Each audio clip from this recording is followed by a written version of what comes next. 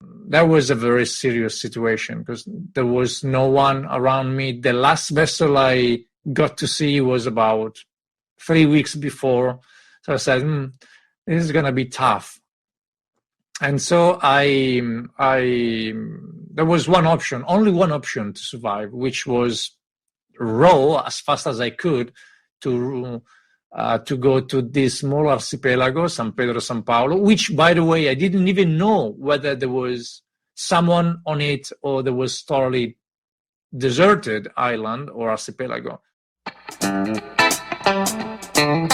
Welcome to Maré Sonora podcast. In English, we can translate it as Resonant Tide. This is a weekly show about sailing, conservation, science and photography. I'm your host, Marina Guedes, a Brazilian journalist based in Italy. So the episodes here are often recorded in Portuguese. However, I also like to make some in English, like the one that is about to begin. And hopefully, I'll be able to do some in Italian, but in the meantime, I hope you enjoy this one, which was recorded remotely. Italian explorer, mental coach and environmental communicator. Alex Bellini has been on amazing adventures. He crossed the Atlantic and Pacific Ocean on a rowing boat alone, just to mention some of the things that he did. His new project is called 10 Rivers, 1 Ocean, and will take him to the 10 most polluted rivers in the world.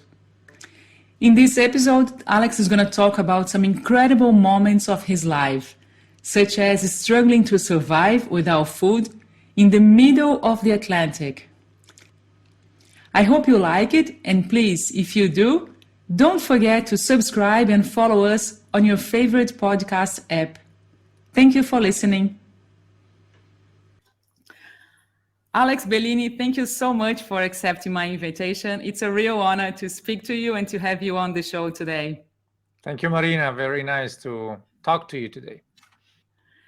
Where are you at the moment, Alex? I like to ask this question since we are talking over the internet. I like to ask this as the first questions for everybody.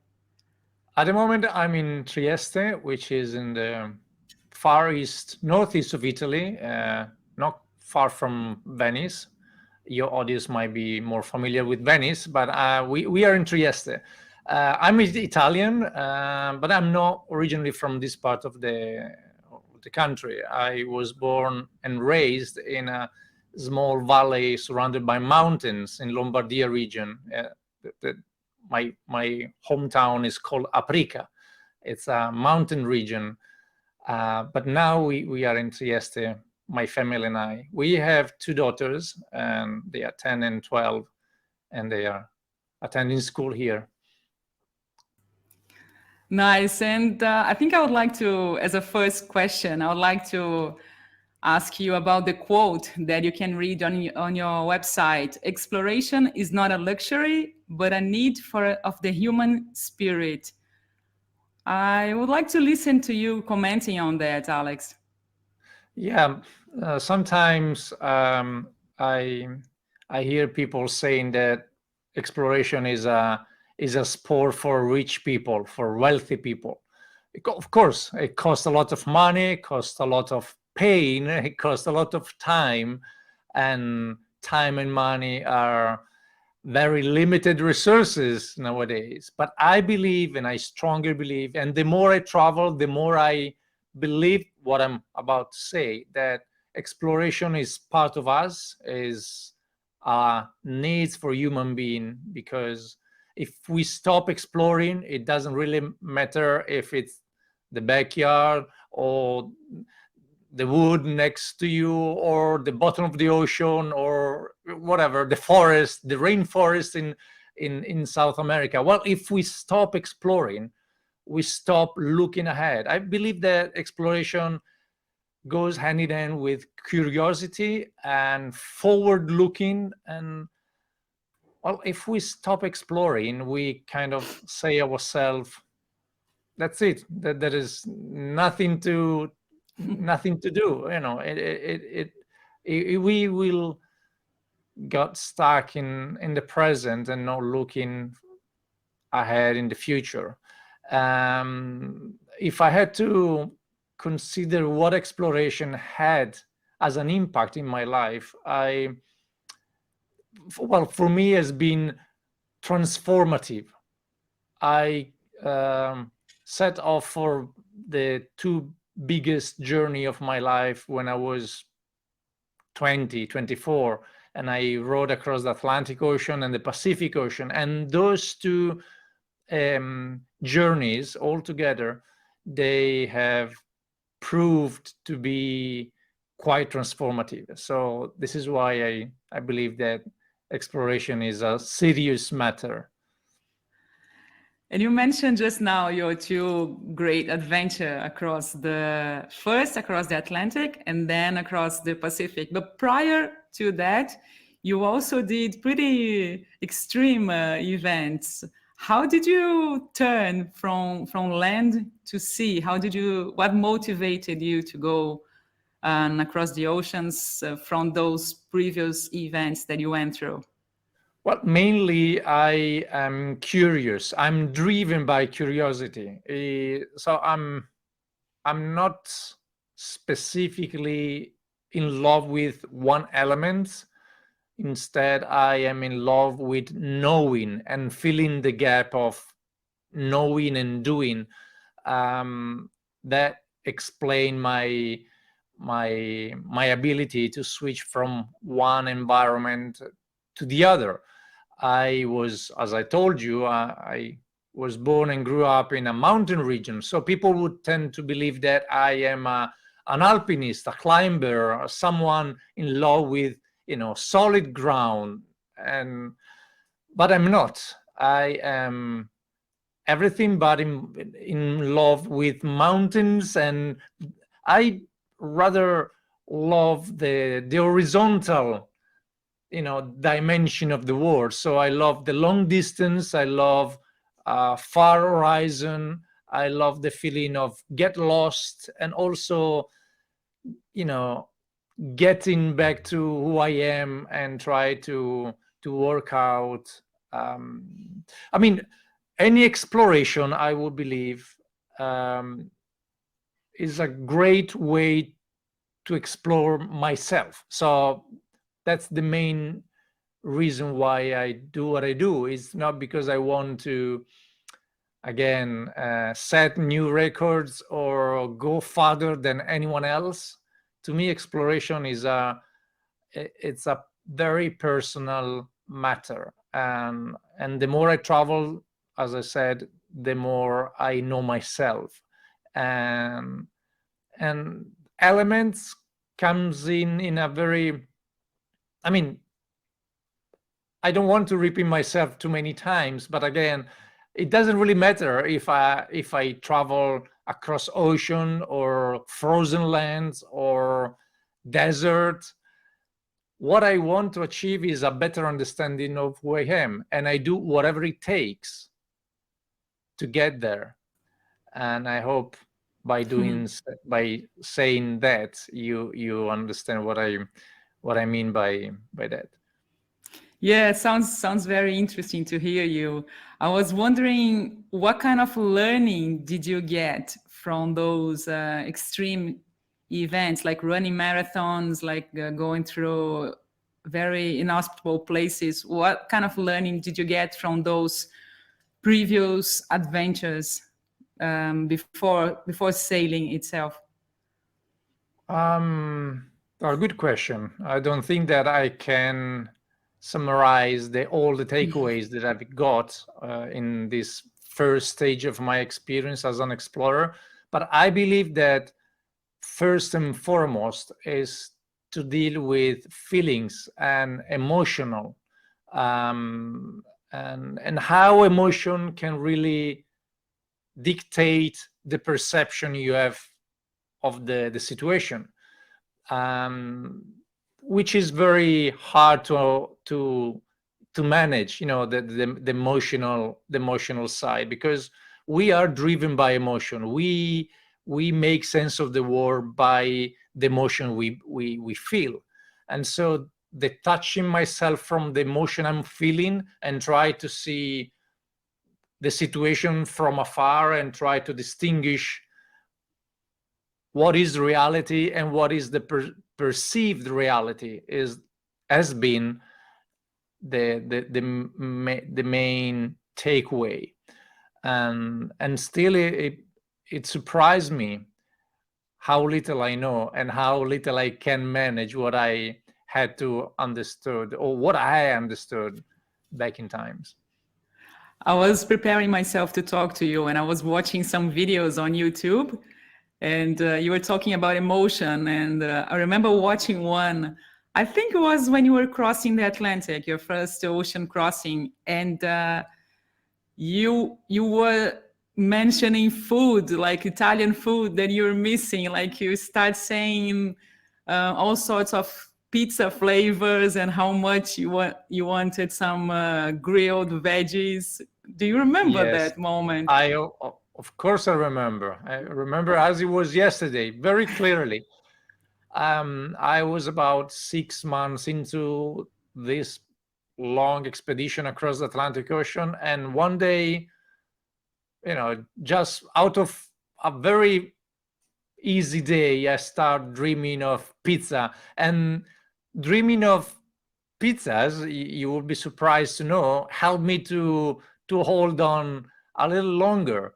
And that day, I imagined myself eating the most delicious pizza, and I said, oh, okay, what's the first pizza I would eat after landing in Brazil?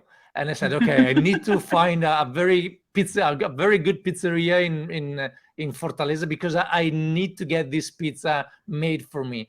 And that really helped me, because I mean, again, in that specific moment when I recorded that piece of self-interaction, I was in a very good mood. But the idea of holding on a little bit in order to get to Fortaleza and eat my favorite pizza, that really helped me to be more resilient in that moment. But I never managed to get a very good pizza in Fortaleza, so I had to wait a little bit longer and go back to my hometown, where my friends were all ready to welcome me with a big pizza. I must say that we joke in Brazil. I'm from São Paulo, as I told you before we started our conversation. In São Paulo, you can have amazing pizza. They say it's even better than Italian ones, but I know it's a very dangerous information statement to say to an Italian person. But I guess if you had gone to São Paulo, you would probably be happier. Yeah, I wasn't lucky in Fortaleza.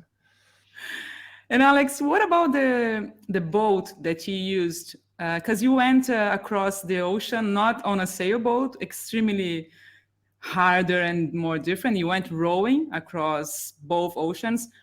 I wanted to ask you something about the boats you used. How can you describe them, just for the listeners to have an idea what they were like?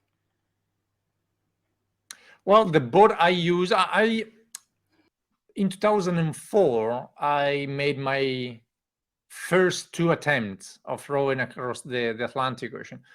Both of them ended up in a failure, because the first one lasted only 6 hours. Then the coast, the Italian Coast Guard, pulled me out of the ocean.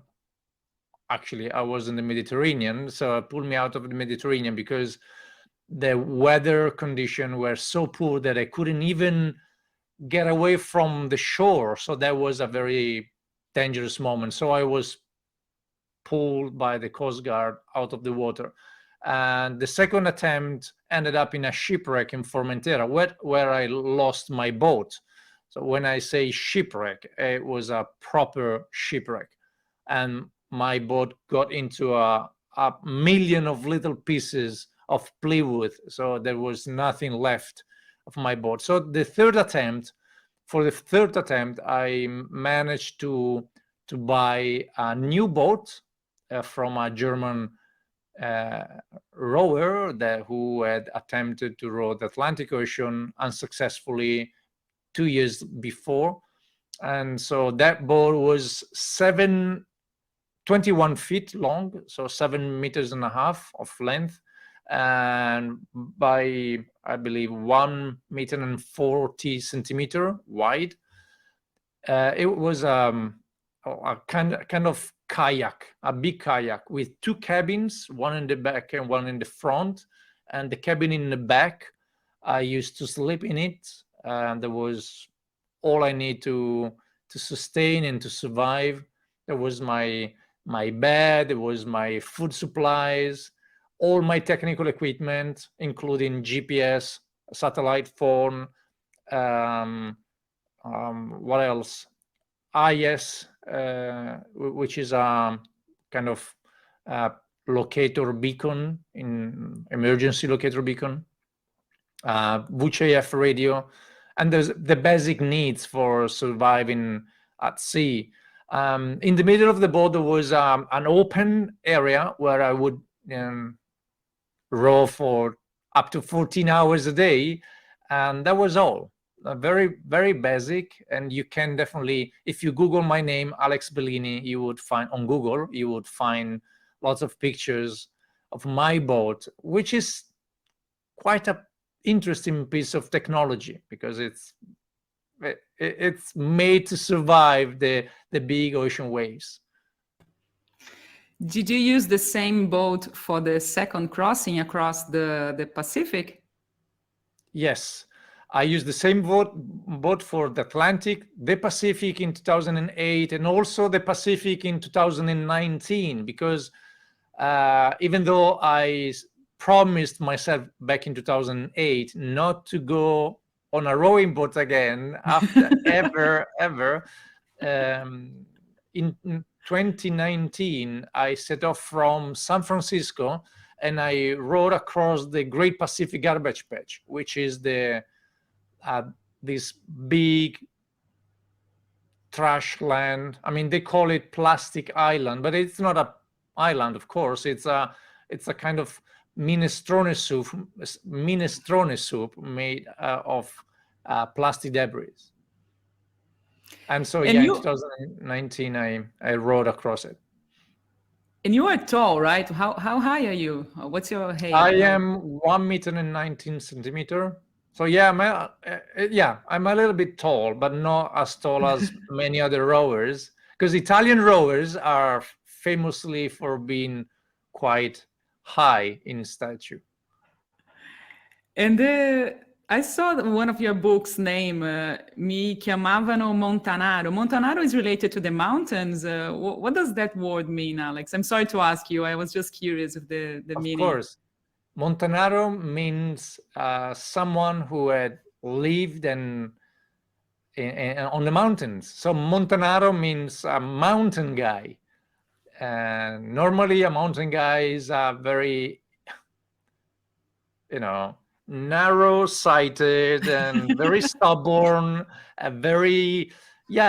mainly stubborn kind of guy. And I was called mountain guy for many years. At first, as a way of expressing some prejudice on my ability to row an ocean. Of course, I didn't have a lot of experience. And when I set off for my first attempt of rowing in 2004, I barely knew how to row. So they were not wrong. I was a mountain guy willing to cross an ocean without even know how to handle the oars. But at the end of the row, 2 years later, I was still called Montanaro, mountain guy, but with less prejudice. It was more like a funny way of saying, well, you deserve it. You got it. You made it, but still remember who you are. You are a Montanaro. And so that's the story about the title. And yeah, the title is all about giving you a second chance or a third chance. Because I that's how many times I I tried to row the ocean. During that trip across the Atlantic, you didn't manage, you almost didn't have a happy ending. Like I heard something about when you were rescued, or I would like to hear about that part of the trip related to São Pedro de São Paulo archipelago. What exactly happened? Because that sounds really incredible. What I would like to hear your memories from that moment. Yeah, that experience goes beyond, I mean, the imagination. I mean, if we are a screenwriter for a big movie, for a big movie, cinema movie, well, we wouldn't get that far. I mean, I was rowing for 6 months already, and by plan, after 6 months, I had to. I mean, I thought that 6 months was enough, were enough to cover the whole length of the Atlantic from Genova to Brazil. But I got slowed down by the waves, by the weather, which was not very good at some point. And so I ended up staying in the ocean longer than ever expected. And of course, when you are on a small rowing boat, you don't have unlimited resources in terms of food. I was lucky enough sometime to get some fish out of the ocean, flying fish, or also other kind of fish. But at some point, I found myself looking at my supplies and saying, "Well, this is gonna be a very bad situation," because I knew right away that the food left on board was not enough for the whole journey. And so in the middle of the Atlantic, I started being on the lookout especially in the night, for some passerby vessel. But I didn't get any chance to get in touch with those vessels coming by or passing by. And so after a few weeks, I ran out of food. And that was a very serious situation because there was no one around me. The last vessel I got to see was about 3 weeks before. So I said, this is going to be tough. And so there was one option, only one option to survive, which was row as fast as I could to go to this small archipelago, San Pedro, San Paulo, which, by the way, I didn't even know whether there was someone on it or there was totally deserted island or archipelago. And then after 5 days of rowing in starvation, without food in my stomach, telling myself, either you row or you die. That was the bare reality. Either you row and you manage to get to this archipelago, or you're gonna die. So after 5 days, I landed on this small archipelago, and I was lucky enough to get someone help me. In fact, 4 scientists. This archipelago there is no one living permanently on this archipelago. I found 4 scientists who were living there for some research on the fauna, in the locally fauna. And so they rescued me. They gave me some food supplies, and after 4 days, I was back in shape, and I completed the expedition 1 month later in Fortaleza. But that landing, that moment, deserves a book itself. That it's incredible what I did, and it's incredible how much danger how much risk I put myself in order to survive. That's the story, and I know it sounds incredible, but that's what happened. So how's your Portuguese after being there for 4 days? Did you learn some Portuguese with the researchers? Well, they taught me um, one little sentence that I showed the people coming in Fortaleza, and amongst them there were the governor, the governator, the Será, and the sentence is "Chegai caralho" or something like that, and that was all that I could learn from them. Chegai. It's awesome also the video when you arrive, like you start screaming from your Oh boat, you yeah. jump in the water with the Brazilian flag. Yeah, the emotion was so overwhelming. There was a mix of feelings. I knew that I completed something special. I knew that I completed something that I had been dreaming for many years. I mean, not many, but there were 3 years of planning. But on the other hand, I knew that I was not. I was just lucky. I've been lucky to go back on dry land. I was not special myself. I had to give credit to luck, who had overlooked me and escorted me through the expedition. So I had this mix of feelings of proud and happiness, but also very, I definitely was a lucky man to go back shore safe and sound. I'm not sure if you heard of Amir Klink, the Brazilian who rowed across from Namibia to Bahia in 1984. Yes. Have you met Yeah, him?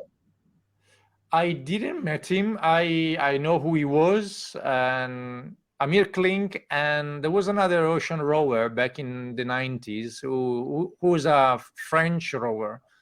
His name was Gérard Aboville, and those two rowers played a role in shaping my dream. I didn't even I didn't they showed me the way. They showed me what I could do with my dream, and especially Gérard Aboville, who is the French rower. I got to know him more than Amir Klink. I started reading about Amir Klink later in my childhood, but the first one, the French rower, really helped me to feel it, to feel the ocean. There is a book of him called Alone, and that book with some images of him, I might have here in my bookshelf somewhere, really helped me to feel the ocean before I could even touch the ocean. I could feel the solitude. I could feel the loneliness, the sense of remoteness that would be involved. And I was kind of trained myself to experience this sort of emotion long before I even set off from my expedition. So that was a great source of motivation for me. And Alex, a few years after achieving this amazing trip across the Atlantic, you decided to go on another one, a longer one across the Pacific, like you explained before, on the same vessel. What did you learn from the first one that was very useful for you during the Pacific crossing that took nearly 1 year, 10 months, if I'm not wrong, took you to Yes. cross from Peru to Australia? Yeah, correct. There was a 10 months expedition. What I've learned from that expedition is that I am white, but I can also be black. So I am white and I am black. And with this, I mean that I had the feeling to know myself, but during the expedition, I had to come to terms with another sort of myself. I knew I was stubborn. I knew that I was driven by a big dream that kept me alive, especially in the most difficult time of this expedition. But at some point, I had to deal with another kind of personality characteristics. I was afraid, I was alone, I felt I was little, facing the unknown of the Atlantic, or the Pacific. I I I I didn't feel I had the courage to pursue my dream. So how can you handle these two pieces of information? You are the mountain guy, the stubborn mountain guy, driven by big dreams, but on the other hand, you are also someone who wants to be, in his comfort zone. I didn't even want to feel the amount of suffering that I was feeling. I rather want to be at home with my loved ones, having an easy life, watching TV and lay down with my wife and raise a family. So how can you deal with two forces? That was the main takeaways. How can we feel balance between what pushes us to the left and what pushes us to the right? How can you deal with this? Well, that was a life-changing moment, because I knew that I was white, but I also was black. And adjusting and acknowledging and accepting this made a lot of difference for me. I know it might sound very generic, this question, but I was thinking to ask you as well, would you be able to say which one was harder for you, the Atlantic or the Pacific? Is it possible for you to make a statement like that, or it's very, or not? What can you say about that? Well, up until this moment, I would answer you, it's impossible to answer, because two different situation, two different time of my life. But now, after what I've just said, I can honestly tell you that dealing with doubts, dealing with, especially doubts, it's harder than keep rowing against the old odds. Because when you are driven by courage, you can definitely ended up doing the wrong thing, but there is no reason to doubt about what you have to do. In the Atlantic Ocean, I experienced some very bad situation. I was feeling hunger for 5 days. I didn't even know how I managed to survive 5 days of in starvation, but I knew that there was one way to go to the end, to the finish line. There was one way to go, which was, go to Brazil. No doubt about it. You have to go because you are good enough to go, because you want this, very bad, and so you go. And so you are like an arrow for an archery. There is one way to go to the target, and that was me in 2006. And so you can go over any obstacles, any problems, anything. But in 2008, I found myself in a muddier, in a very bad situation, which is dealing with doubts. Am I good enough? Is this what I want?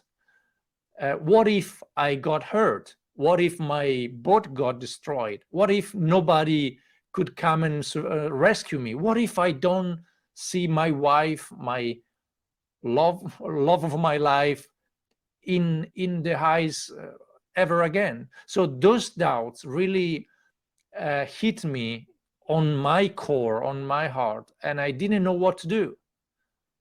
And so dealing with this situation is harder than the first one. So I can definitely tell you that the Pacific Ocean, which was much more harder. And you were approaching Australia, I think around 60, a bit more than 60 miles off the coast. You got some sort of support. What exactly happened in that moment, Alex? So yeah, 60 miles off the coast of Australia, I decided to switch on the radio locator beacon and ask for help. I couldn't row any farther. I knew since the day before that I was not able to reach Australia by the times that a big storm would hit me. So I knew by phone, by my wife, she's already in Australia waiting for me to arrive, that a big storm was approaching me. And there was about 12 or 16 hours left before I was hit by this storm, and I had to make a choice. Either I hold on, I pray God to watch over me and to keep rowing, or accept the fact that shit happens and that you cannot have control on the weather, on the storm, and you decide. And so I decided for the second. I decided that despite the closeness, the proximity to my biggest achievement, I decided to step back and to be a wise man and to play the safest card back then. So I switched on the radio beacon and I got rescued by a towing boat coming from New Zealand, and after 9 hours or 6 hours, I was in Newcastle, which is in a small town north of Sydney. And what was the first thing you ate once you arrived on land? A hamburger. Do you remember? Yeah, chips and a hamburger and a big pint of beer. Yeah, I thought I had to ask you that. I was curious to ask you this food item again. Yeah. That was a very lovely lunch. Although, I mean, I had a dream. My dream was to reach Sydney. There was a big Italian music group living in Sydney. They were getting ready to sing the Italian anthem by the Opera House in Sydney. They were all getting ready for a big party. And I couldn't enjoy it because I decided to play wise and to play the wisdom card. But it was okay for me at that time. Of course, there was I was a little bit disappointed, of course. But over the year, now it's been 13 years since that happened, I kind of understood that was the greatest success of my life, because I rode 18,000 kilometers across the ocean, and I managed to disembark as a free man, as a walking man, and a living man. So that was a big achievement for me.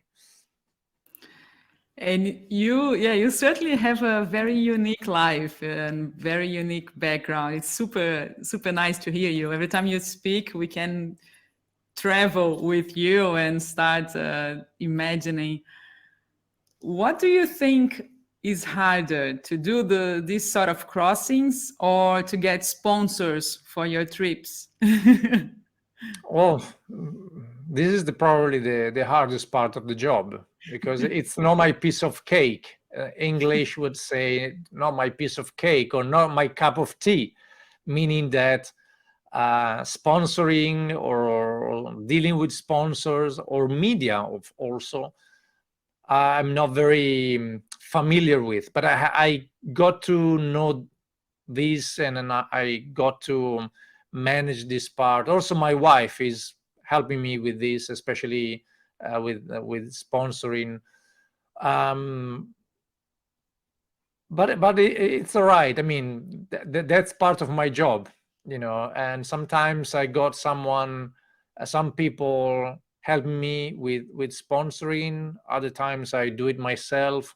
Other times I'm over the time, over the year, I became quite good at selling the projects. But again, it's harder than the physical part of the expedition. And we spoke so far, I mean, we heard you speaking so far about the past adventures, and I would like to hear you on your projects that you are doing at the moment, the one related to pollution, the awareness of pollution in the world. At what stage are you in the 10 Rivers, One Ocean project? What can you tell about that one, Alex? So yeah, this second project called 10 Rivers, One Ocean aims at sailing or traveling the 10 most plastic polluted rivers in the world. They are contributing 80% of the whole plastic waste that ended up in the ocean. And so this project was launched in early 2019. I sailed, I mean, the special feature of these expeditions is that I don't sail the rivers on a very technological boat. Instead, I use a small handmade raft that I build myself, river by river, with what I can collect locally, so from the riverbanks. And so with this means of transportation, I travel on the Ganges for 1,200 kilometers on the Ganges in 2019. Then I sailed or travel, whatever you want to call it, on the Pearl River in China, which is one of the 5 rivers that I will be sailing or traveling on in the next year. Then I travel on the Nile in Egypt, the Indus in Pakistan, and I have just aborted an expedition to Niger, to the river Niger, due to social and political disorder in Nigeria, which forces us to reconsider the expedition and to give up, because it was too dangerous to deal with. So now I am 6 rivers done. Now I still have 4 rivers, 3 in China and 1 in Laos, Cambodia, and Vietnam, which is the Mekong River. When I was talking to my husband about your project, he told me to say to you that you have to go to Haiti. So again, sorry. No problem. My husband Diego, he told me to tell you that you should go through the water in Haiti, because apparently it's extremely polluted. Like once you get off the boat and you go on the dinghy on the beach, there's this massive layers of plastic. Yeah. He said it's horrendous. He told me to suggest you to visit Haiti one day. I mean, there are very special places, very beautiful places in the world that are, I mean, overexploited or destroyed or polluted by plastic. And this proves that there is no a safe place when it comes to plastic pollution. Plastic is everywhere. Not only is in the tip of the mountains, not in the Antarctica, but it's now proved to be also in the bottom of the ocean. So no place is safe when it comes to plastic pollution. And this is one of the, well, the issue with progress and production, and also waste generation, you know.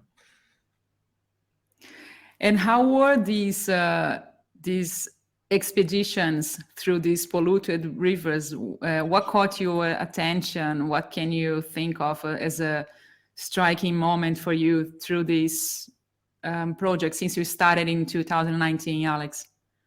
Well, I can spend hours to tell you about this, because every place I go, there are things that strikes me very much. For example, superstition. In India, education is not for everyone. There are a very large group of people not attending school, so the only way to make sense of the world is by superstition. And when it comes to the pollution on the Ganges, which is one of the 10 rivers that I sailed, because Ganges is a holy river, so people tend to believe that being a holy river, the Ganges has the ability to purify itself. So the water on the Ganges cannot be polluted. But, you know, guess what? The Ganges is very polluted. And when I tell you this story because it's quite interesting. One day I was sailing on my handmade raft made out of plastic and other scrap materials.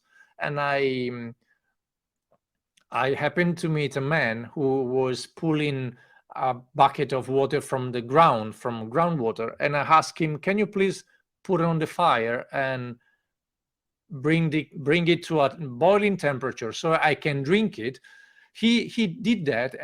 And while we were waiting for the temperature to go to a boiling temperature, he asked me, why do you want me to boil this water? And I said, you know what, it's very polluted by this and that again. And he said, no, the pollution is all in your head. The problem with pollution is an invention of your westernized mind. And I said, are you crazy? I mean, there are corpses, dead body floating on the Ganges, hundreds of bodies floating on the Ganges. There are every sort of, you know, I can even use the word because it's very, I mean, every kind of pollution is floating in the Ganges. How can you expect the Ganges to be self-purifying? Well, this is what we have been doing for thousands of years. So I guess it's a good way of dealing with it. And I was so impressed by how superstition played a role in our perception of the world, for example. That was one piece of information that really struck me. And the other one is that we are, I mean, good or right or wrong, again, white or black, it's not universally, there is not a definition of what is right and what is wrong. From our side, from an Italian perspective, we definitely know the difference, distinguish the difference between what is good and what is right and what is not good for us, for our health, and for the health of living system in general. But when you travel to some other regions, far in the east or down in Africa, you would find yourself arguing the idea of right and wrong, because it's a social invention, right and wrongness. And it really depends on the culture, the tradition, the lifestyle, the experience in life. So when it comes to environment, and sustainable future, safety, or pollution, how can you tell what is right and what is wrong? You can't tell it. You know what I mean? It's very hard to understand how to deal with this different perspective and put these views into a single frame and try to build up a consensus over the environmental crisis. It's interesting, while you were saying now, I was thinking about a photographer I had a chance to talk to. His name is, I disappeared the name. What? It's It's a Italian? blank. No, he's a Brazilian. Sorry. Remember now. I think it's an aging problem. I'm forgetting things quickly. So Gabriel Tasso is his name. He's a photographer. He climbed the Everest last year, and he went following an expedition to basically to document the other people who reached the summit.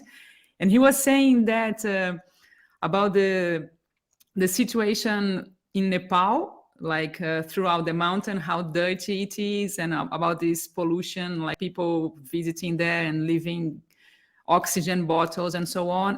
And then he said something super interesting. The Sherpa's perspective, they don't consider that the place is actually polluted. Some of them saying, why do you think this is polluted? Like, why cannot accept the situation? Why is it wrong to have these things thrown away around the mountains? Like showing that necessarily not our perspective is the right one, thinking it's dirty and we have to do something about it, but contrary on to that. And he was very impressed when he heard that point of view. Yeah, it's very hard to approach discussion like this, because deep in our heart we know that preserving and taking care of our house is the number one priority for everyone. But what is house in the first place? How do you define house? We, as a Western people, we have the freedom to see house in the bigger term. We can expand the idea of house that goes well beyond our house walls, and to embrace the nature, to embrace the ocean, to embrace whatever you want. But there are, a group of people who have so little in their world, so little that they cannot feel the connection with what is outside. So the idea of house is what gives them shelter, the very little place they live. And so I feel that this is a discussion we need to raise in order to get consensus. So we need to expand the idea of house that goes beyond what is, the sense of ownership. To make it simple, we need to develop the sense of ownership that goes well beyond the material thing we own. So we own a little piece of this mountain, and by owning a little piece of this mountain, I need to take care of it. I own a little piece of this ocean, so by owning it, I want to take care of it. But this is a monumental challenge, and we need to make a switch in people's belief system, which might take ages. It's not an easy challenge. It's not a sprint race here. So we are reaching an end to our conversation. I don't want to keep you for much longer. I do appreciate your time with us today. As a last question, I wanted to hear if you are planning to to do another book on this project, if you're planning to do a documentary, what can we expect on this project, 10 Rivers, One Ocean, Alex? So yeah, at the moment I'm working on a new book. The title, I've no title yet, but the whole idea about this book is about given the fact that we know what we have to do in order to tackle the ecological crisis, why on earth we do the wrong thing? What are the mental traps? What are the logical barriers that stop us from doing the right thing? It's a very psychological approach to environmental issue. Because from plastic pollution to ground pollution to climate change, information are everywhere. We know that something is happening. We have the facts, we have numbers, we have scientists that work on it. Why on earth we keep on doing the right thing? And psychology can help us to give an answer to this, and maybe put a spotlight on what are those barriers and how we can get over those barriers. Let us know when the book is ready. It will be an honor to talk to you again. It's been really nice and inspiring to hear you. Thank you so much for your time, and congratulations on your achievements, on your life, which is very unique. Thank you so much, Alex, for being here today. Thank you, Marina. It's a great honor to talk to you. You remember those times in Brazil that have a special place in my heart, and I'm very happy to talking to you today. Next time, hopefully, I hope I will be able to speak in Italian with you. Right now it's very basic, but I hope we can do a next chat in Italian. It will be super Hopefully. nice. Thank you very much. Thank you so much for listening. If you like the podcast, please feel free to share with anyone who may enjoy it as well. To support the show and help us keep going, you can check out the link on the show notes and donate a monthly value that will be super important to us. Also, don't forget to subscribe the podcast on your favorite app. I'll be back next Monday with a new episode here. Until then, have a great week and fair winds to all of you.